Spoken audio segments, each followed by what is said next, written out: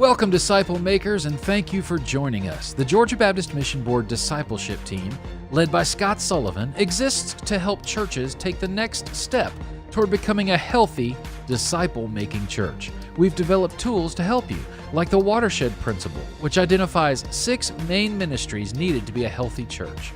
The Spark Conference, a total church strengthening event that allows you to access keynotes and breakouts all year long for ongoing training in your ministry area.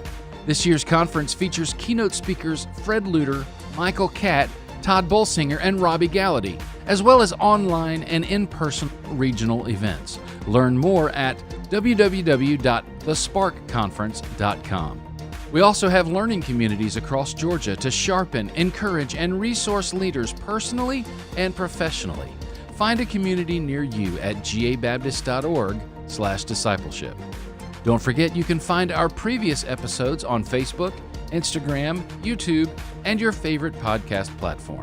Now let's join today's broadcast or podcast.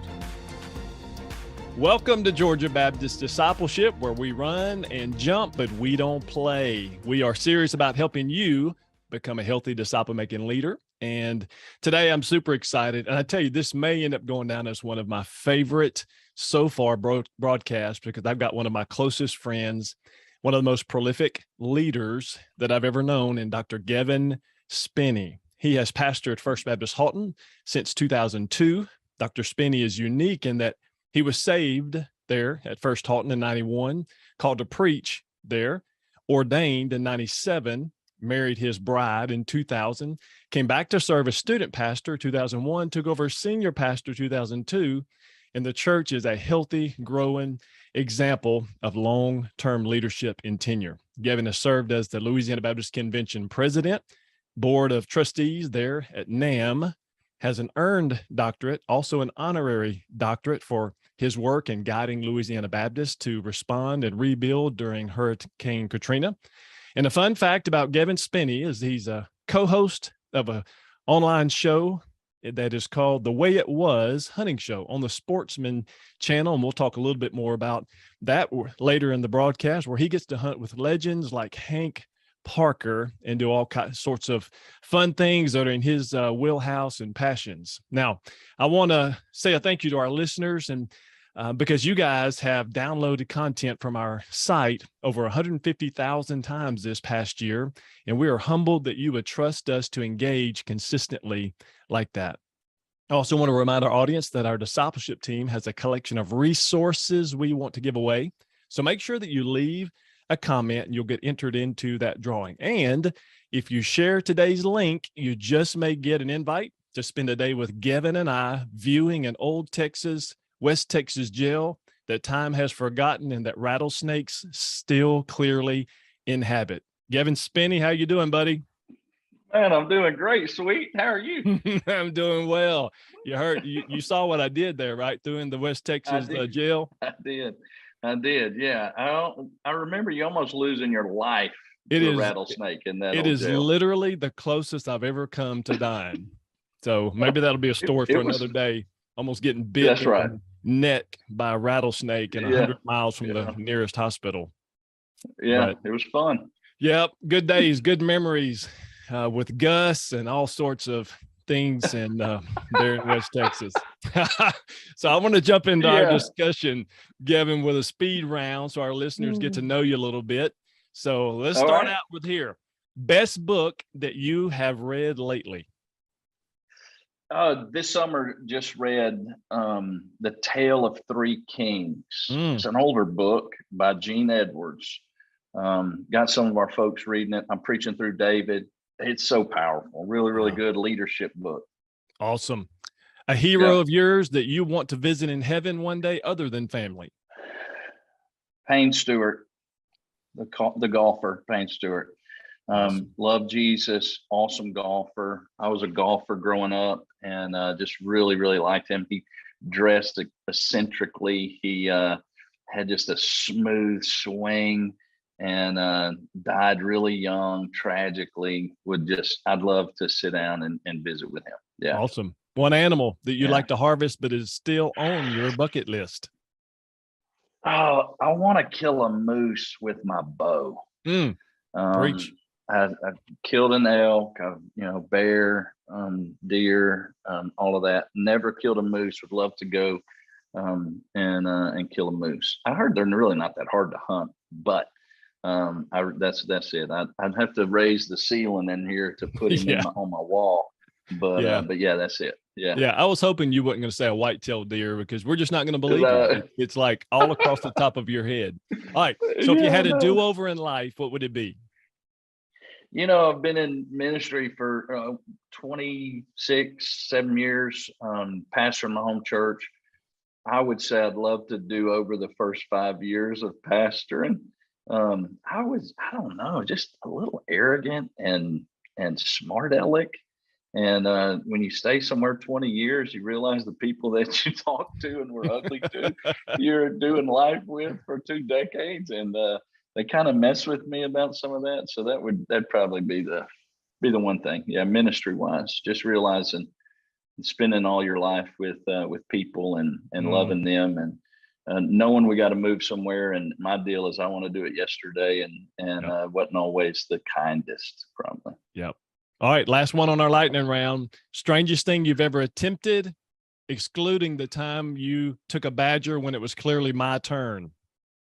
Oh, that really wasn't all that sketchy. I mean, you're just slow on the draw. Oh my gosh, here we go. I can show you the badger. I've got it mounted back here in my study. So, man, I don't know. Strangest thing I've ever attempted. That you can mention that'll go down in the annals of history and not get you fired. Yeah. I mean, I can think ministry wise, we did some stuff in China that was really, really cool. That I can't talk about, it's top secret. I have to kill you if I told you. Absolutely. And then hunting wise, it's just neat. We used to do some long shots with our bows. That was cool. I shot a deer at 84 yards one time with my bow. That was pretty cool. And I didn't attempt that. I never found it, but I did hit it. But anyway, I don't know. I'm struggling with that one. That's good. All right. So Gevan, so we've talked, man. I remember you and I sitting around lunch tables many days talking about these days, or during those 16 years you and I were together, as being special, and that perhaps we'd look back as these were the good old days. And we were able to implement a disciple making strategy there, shift 130 plus year old traditional church to become one that has been described by other leaders as one of the healthiest churches in all of Louisiana. So let me start with this question. What principles did you learn, ideas that you could share while implementing a disciple-making strategy effectively in an older, established church? Yeah, man, for us, First Baptist Haughton, back in the day when both of us, I started pastoring the same Sunday you started as student pastor, and kind of picking up what I had messed up in the student ministry. And we were in a church that at that time had been declining and kind of really self-absorbed, kind of navel gazing type of group. Loved Jesus, but really didn't have a whole lot of vision. We became very evangelistic. Everything that we did, we talked about it. Let's win people. We did, and God just allowed us to do that. And then one of the things we dealt with was, how are we going to disciple these people we're winning so that they go out and become disciple makers too? And I guess one of the things that was a struggle for us is turning that ship. It took some time, with an established church and with all of the processes that go on with established church. It took time. We were young, both of us. We both had hair. And so some of that was early on, and just the trust in us as leaders, dealing with, we were discipling people that many of them were a decade, definitely stages of life ahead of us. Yeah. And leading them, to do that. It was just kind of take 2 steps forward, 1 step back type thing. And, just took some time to steer the ship and get it in the right direction. I know that kind of walking through our, process and doing that, our going through our doctorate really helped us walking through that program. Getting our people focused in on the process was something that helped us too. So. Yeah, for sure. And just so folks, just give you a little background there at First Haughton. When Gevan and I got there, I guess we were running as a general statement, about 225, 250, somewhere in that range. Grew really fast. I guess in the first 5 years, probably averaging around 650 to 700. And then the next 5 years, we still brought in about 170 people a year, but we didn't grow. We were still running about 700 people. That's when, as Gevan mentioned, we went back, got our doctorate, implemented a disciple making strategy. What's interesting to me, Gevan, is that we didn't bring in any more people. We were still averaging. When I look at the numbers, we still averaged about 170 people joining the church every year.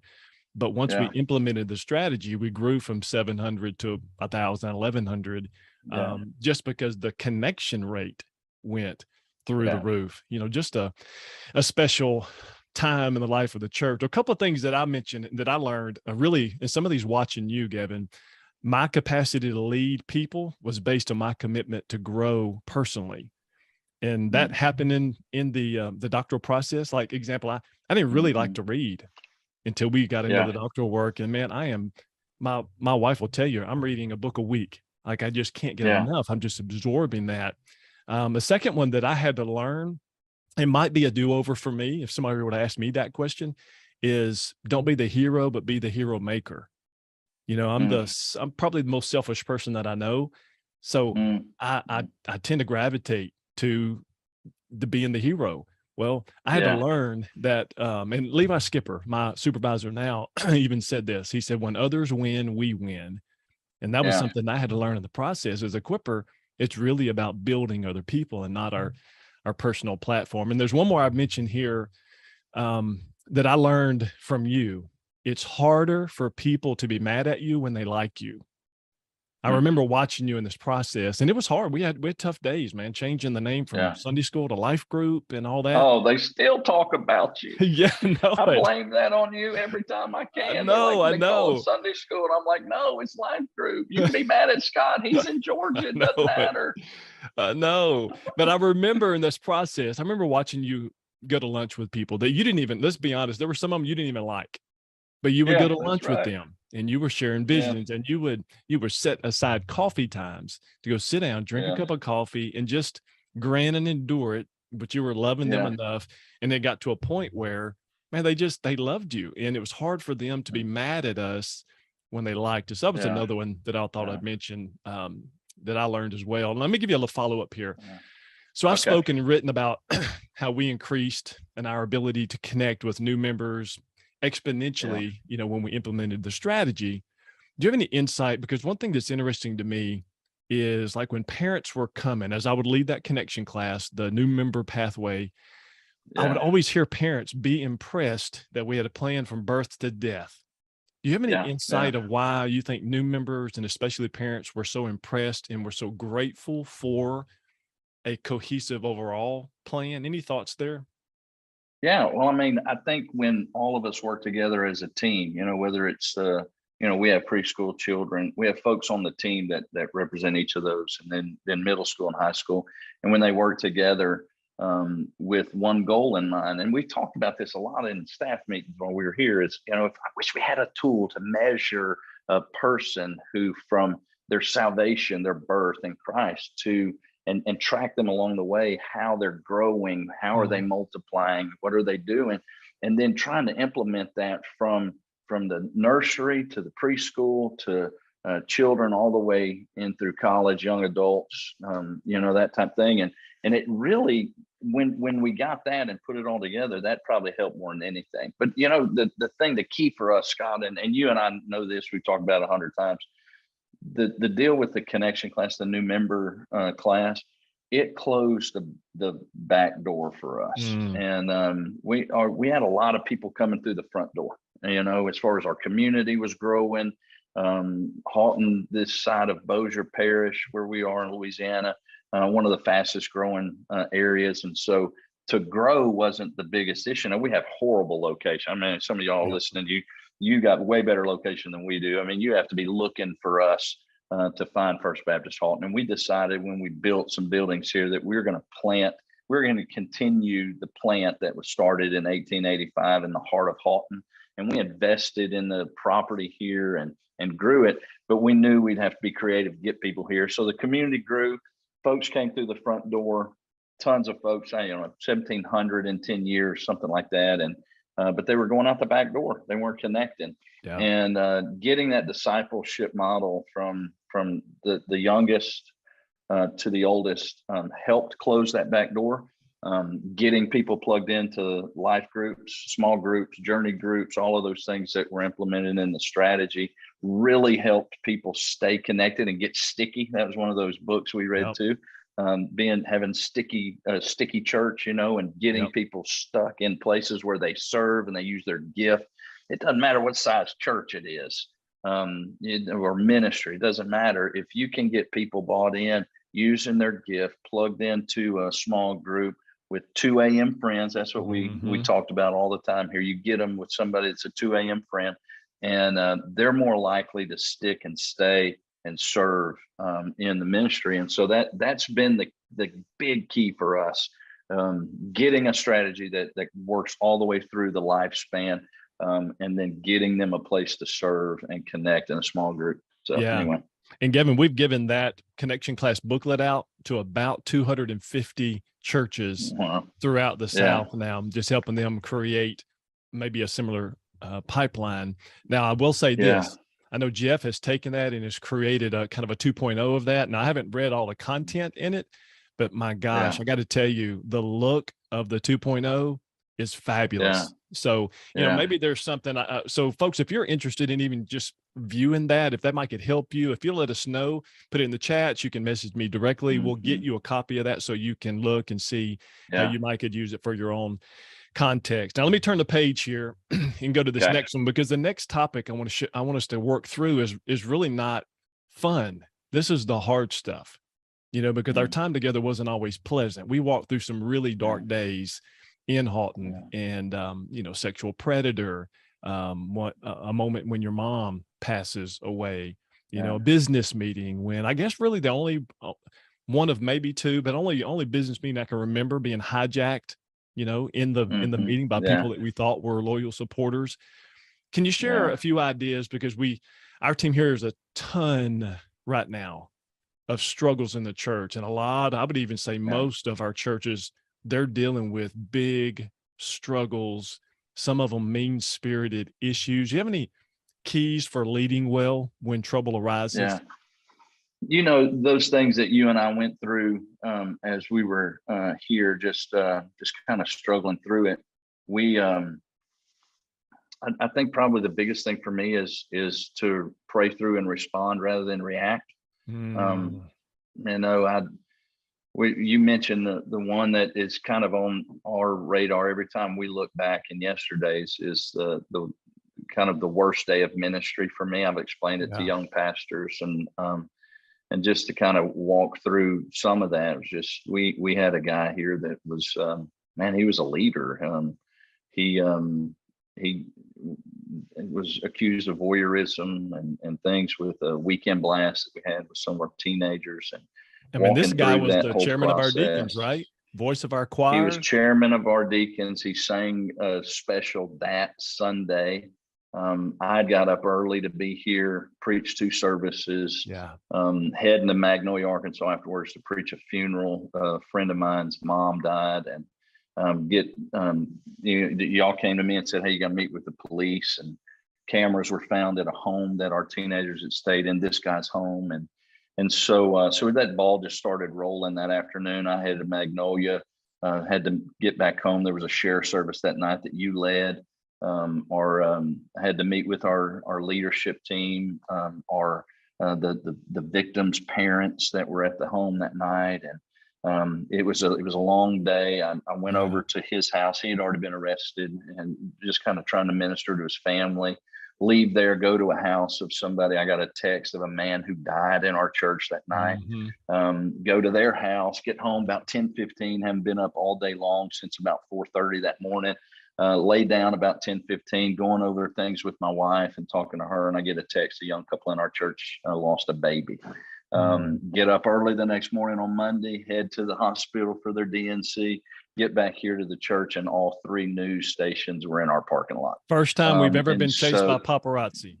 It was unbelievable. It was so crazy. And so navigating through that, calling lawyer friends of mine. What do we say? Do we not say? Just kind of getting some wisdom, and friends of mine, and gathering together as a staff and praying and walking through it.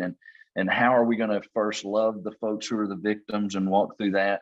But then also victims were this guy's family, and am I loving them? Is it communicating unlove to victims, and just kind of walking through that whole thing?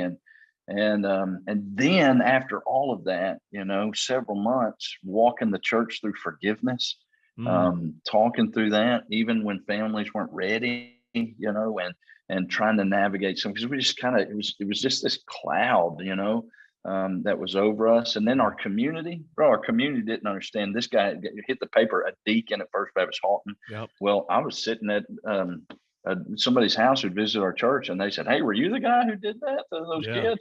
What's a deacon? Is that the same thing as a pastor?" The community doesn't understand some of that. And so just, man, you just pray through it, and you ask God for wisdom, and you walk in that. And I just realized in that to be patient and respond rather than react, walking through those difficult days. So I'll tell you, it brought us as a family closer together.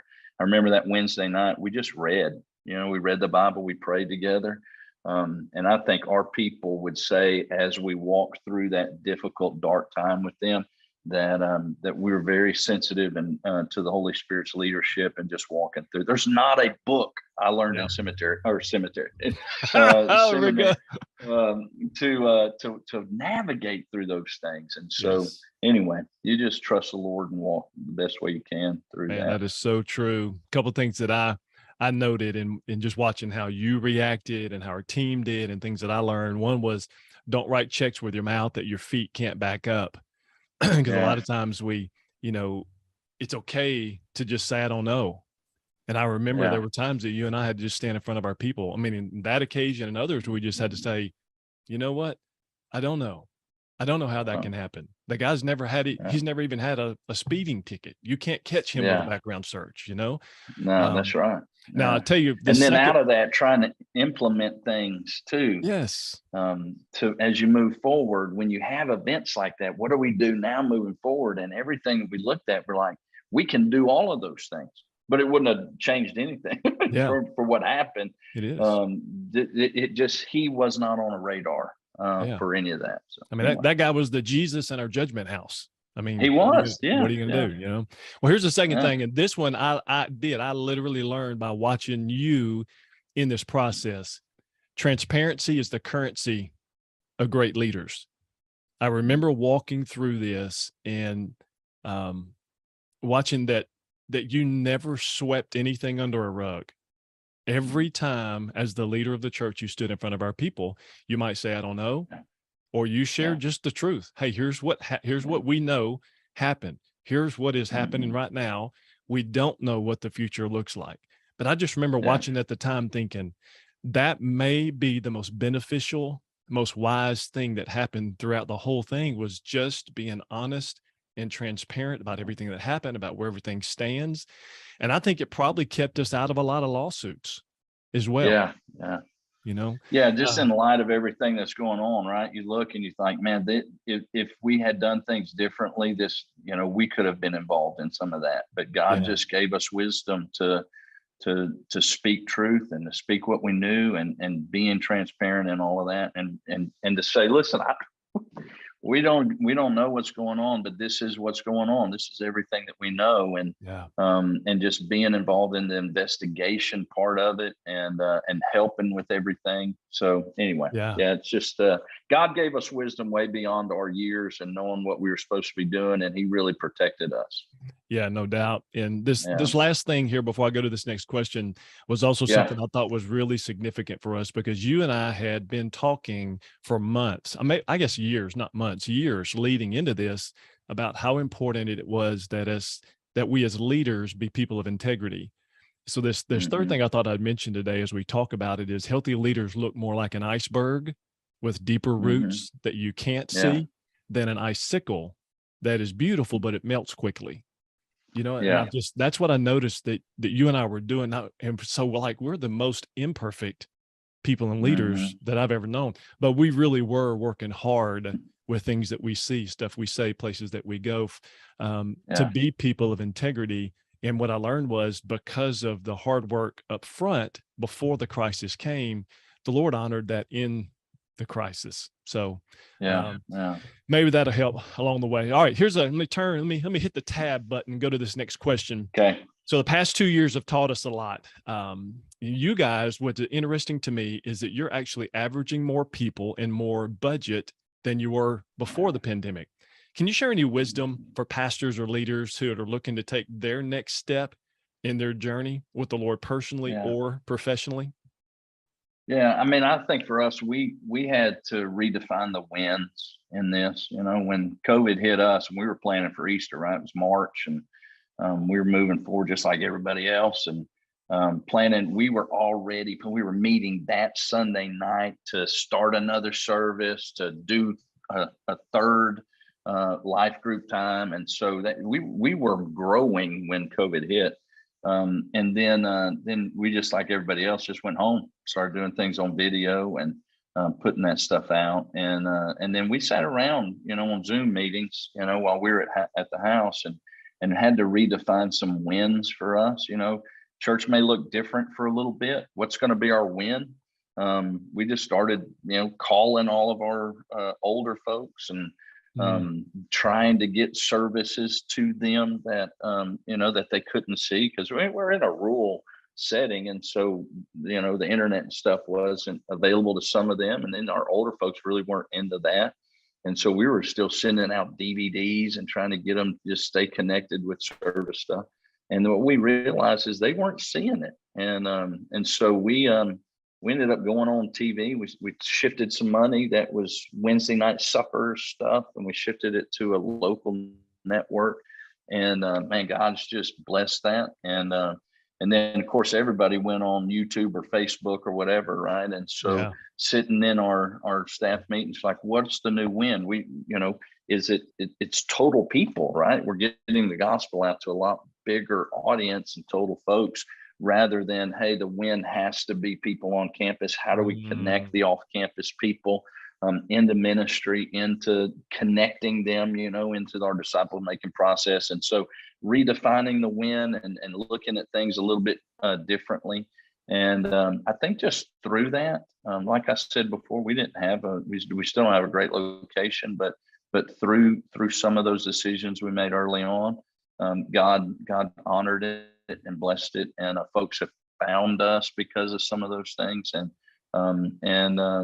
We didn't, there's just some things, we made some hard decisions. One of them was the PPP money.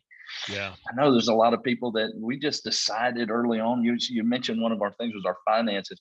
We just decided, there's one of the things, God has convicted me, and I just told our finance team, I was like, listen, God's brought us this far. I think God's going to continue to do that. Let's just trust him in that. And so our personal thing was, we're not going to do it. Let's not take it. And I'm just telling you, Scott, God's honored that. And our giving has gone kind of crazy. We've been able to do things around here that we haven't been able to because the finance has been so good. And so some of those things, it doesn't matter what size church you are, some of those things, just making some wise decisions on that and just asking God to kind of lead through it. And I'm not criticizing anybody who took it. There's a lot of people who did and felt like that's the direction God led them to. But for us, it seemed like God honored the decision that we made too, and blessed us with that. And so anyway, it's been good. Our folks, we never, Louisiana's rebellious too. I know people are watching from everywhere. Georgia people probably are take state laws and stuff a little more serious, but Louisiana's so close to Texas. Texas does what they want. Louisiana, we just kind of follow Texas's lead. And so you just don't tell people around here to wear a mask. That's kind of how it went around here. And so anyway, we just got back. When we got back, we never stopped. Yeah. Once they said you can go back to church, we went back to church. We didn't make masks a big deal. Now look, I buried more people with COVID than I've ever buried with any other thing, probably in the last little bit.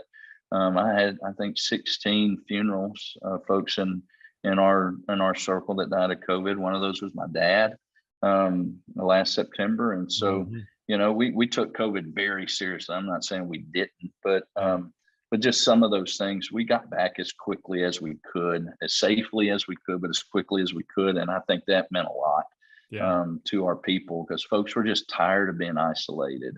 And so getting back into regular routine. Now I'll tell you, we let COVID kill some things too.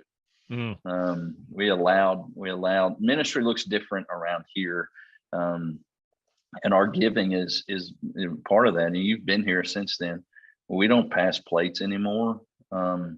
We have given boxes. We ended up going almost, I don't know what percent, but a big percent of our budget's given on the app and given online. And so we put out videos on how to give now and different stuff, communicating that.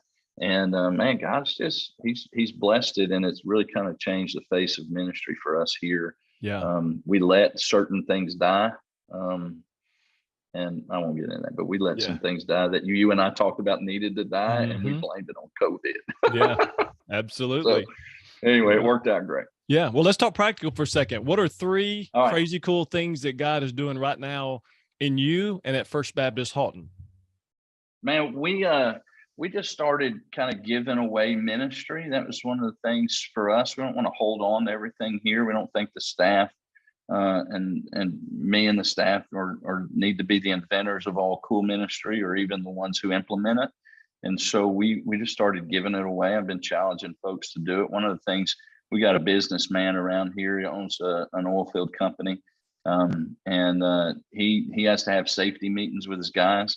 And so he said, look, let's do it. Let's give them the gospel. I want to see our men know Jesus.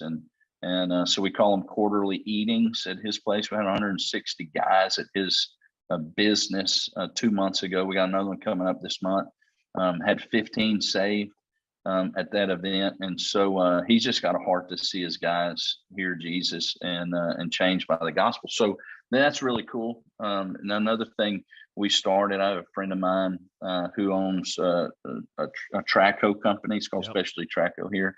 He's got a desire to see the next generation of heavy equipment operators kind of raise up. He said it's not like it used to be. And so we started a ministry. He said, I want them to love Jesus and know him, but I want them to, be able to add value to this industry. And so we started a 6-week program. It's called Iron Men, and 16 weeks. And several of it's in class, several of it's at a dirt pit. He's got bulldozer, trackhoe, and everything. And so I got some of my guys that come in every night, and it's a Thursday night every week, 16 weeks, and share their testimony. So we started a heavy equipment operating ministry, and we're training guys to operate heavy equipment. There's 25 in the class. Some of them are transitioning out of like the Air Force and wanting to learn this. Some of them are young guys, and it's just really cool. There's a barber in the class. He cuts hair and he wants to learn how to operate heavy equipment. And so anyway, we're just trying to hand ministry off. And I don't know, we're probably the only one I know of doing heavy equipment operating ministry. But hey, we're in Haughton, right? So we're trying to reach who God's got us around. And so anyway, that's those are some cool things that are going on right now. A lot of that is the ministry. We've got some localized ministry stuff in neighborhoods that we're doing, mainly because of VBS. During COVID, we couldn't do it on campus, and so we took it to neighborhoods. And so some of that's growing out of that. And we were just at the water park last night, carried 2 bus loads of neighborhood kids to the water park, and had a big baptism celebration, had 2 of them saved last night. And so it's just, it's just trying to figure out how to do things differently. So that's some of the stuff that's going on. Yeah, it's just a great example. Marketplace ministry, finding the passions and interest of your people. And then how could that be a ministry? How could you encourage or disciple or reach people through it? I love it. Now, let me go off script for just a second, because I have one more thought here, because, something you mentioned to me just spurred a thought. There's a lot of leaders who are going to be listening to this, either through this or through your TV show. And they see Gevan Spinney, and he's at a great church, and things are going well, and he's on TV, and they may be thinking, man, how could I take my next step as a next level leader? Or maybe they're looking to try to expand their platform, or to get their name out there, or expand gospel ministry through. If I'm going to do this, I want to do big gospel ministry, right? one of my concerns, Gevan, is like I'm studying all these guys in our life that keep falling, all these Christian leaders, and it's almost like we don't have any greats left, right? They just one after one that just keep falling from those pedestals. Do you, because you're in the middle of that, and at least to date, you have navigated that well. Do you have any cautions or wisdom for leaders, maybe where you are, and maybe those who are coming behind you that are looking for big gospel impact, or, hey, how can I write a book, or how can I develop my social media? Any wisdom or cautions there?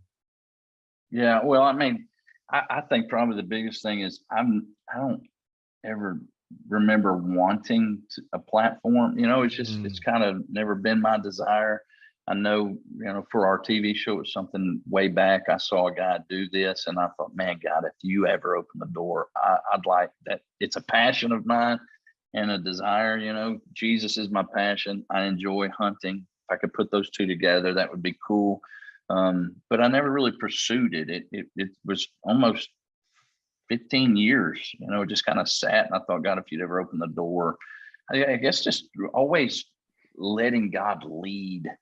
I see some young people trying to get out in front of the Lord on building a name, building a platform, doing, whatever. Just be patient and allow God to be the one who leads and opens those doors.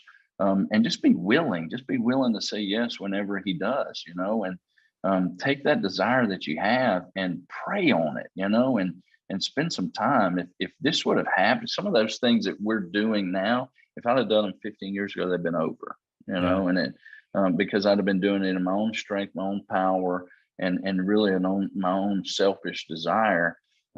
It was something God put in my heart, and as we just kind of prayed through it, it was the perfect timing. God's timing is perfect. Sometimes we feel like it's slow, but it is perfect, and he has to get us in the right place before he opens some of those doors. Yeah, for sure. Hey, so what's God doing lately? You got some, tell us about the TV show, any major projects you have happening? Yeah, man, we started this 4 years ago, and there was two guys local. One of them's in our church, in Lynn Beatty, just a good guy.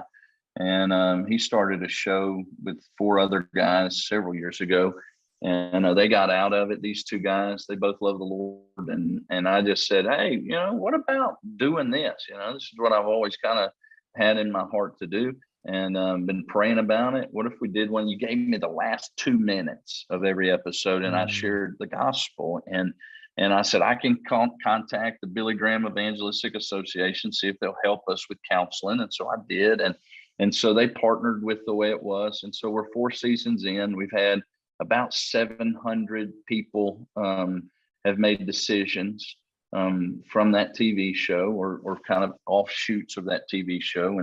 And so it's on the Pursuit channel. You said the Sportsman's channel a minute ago. It's the Pursuit channel that we're on, which is Dish and Direct TV, and it airs 4 times a week.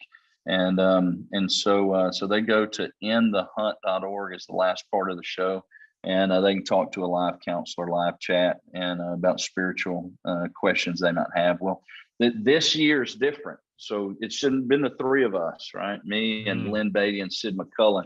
But a couple of years ago, we met a guy through hunting. He came up and hunted with Lynn and I, and we just started connecting. He came and spoke, shared his testimony with us, and at one of our big buck banquets here.